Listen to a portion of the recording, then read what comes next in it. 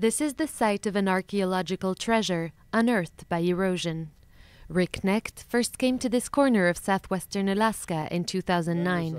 What he uncovered outside the village of Quinnahack was beyond all expectations. Objects dating back 4 centuries at risk of decomposing as the permafrost that preserved them melted.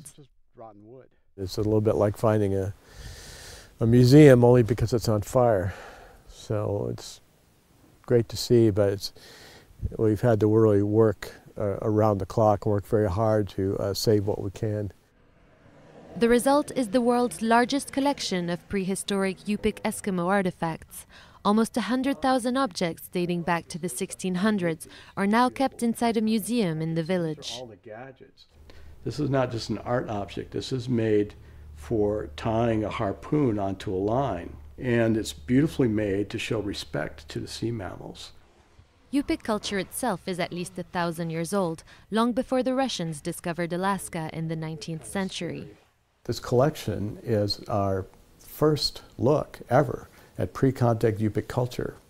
This is the first large-scale excavation in this area, which is the size of Britain. And it's almost like a totally unknown prehistory that we're just saving now from the combined effects of climate change. All this wouldn't have been possible without help from the local community.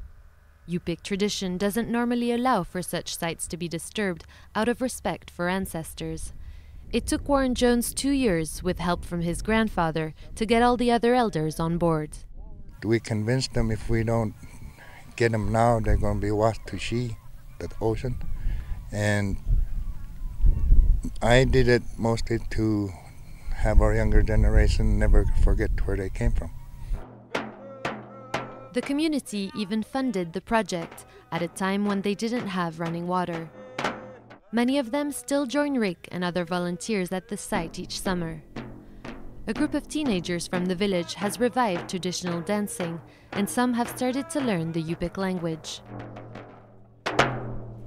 It makes me feel like a native from back then.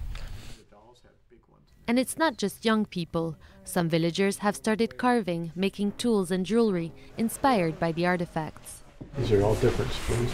Look how nicely they're made. Aren't they pretty? There could be thousands of similar sites rotting away in coastal Alaska. This project has already inspired other native communities to look at working with archaeologists to rescue their buried heritage before it's too late.